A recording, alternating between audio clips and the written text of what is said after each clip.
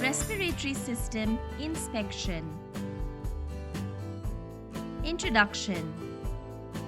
The setting for the chest examination must be environmentally comfortable for both clinician and patient. Technique. The pulmonary examination consists of inspection, palpation, percussion, and auscultation. Inspection is an active process. It is done with the eyes and the intellect. It begins with the initial greeting and continues uninterruptedly during the entire data collection process.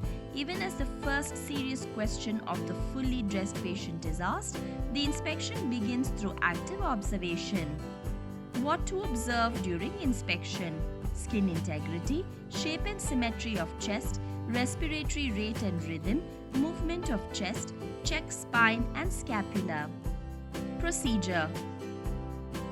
Introduce yourself and confirm the patient's identity. Ask for the patient's consent before beginning. Begin inspecting the patient in a seated position, unsupported if possible, and undressed to the waist. If the patient is too ill to sit upright, support assistance may be necessary. Work from the upper chest downward, comparing one side to the other. Inspect the skin of the chest wall. Check for cyanosis or pallor, scars, wounds, bruises, lesions, nodules, or superficial venous patterns. Observe for red or reddish-blue coloration, excoriation, or exudate. Next, assess the shape and symmetry of the chest. A normal chest is bilaterally symmetrical.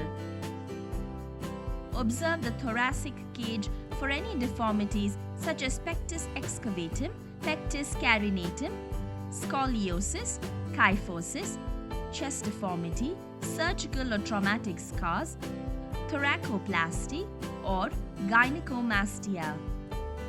Listen to the anterior, lateral, and posterior thorax. Record the respiratory rate.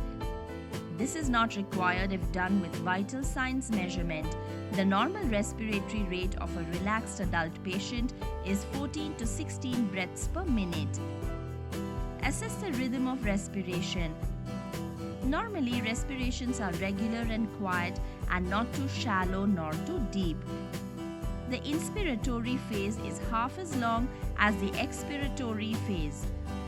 Observe the patient as he or she breathes, both quietly and deeply. Look at the symmetry of the chest wall movement, costal versus abdominal breathing, the use of accessory muscles, bulging or retraction of the intercostal spaces, and pulsations or heaving.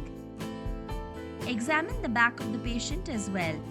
Inspect the spinal column alignment and curvature. Observe the scapulae to look for any unequal scapular height. Physical findings must be interpreted in light of all previously collected data. The general scheme is to develop a postulate and test it with further history, additional observations or maneuvers on physical examinations and laboratory tests.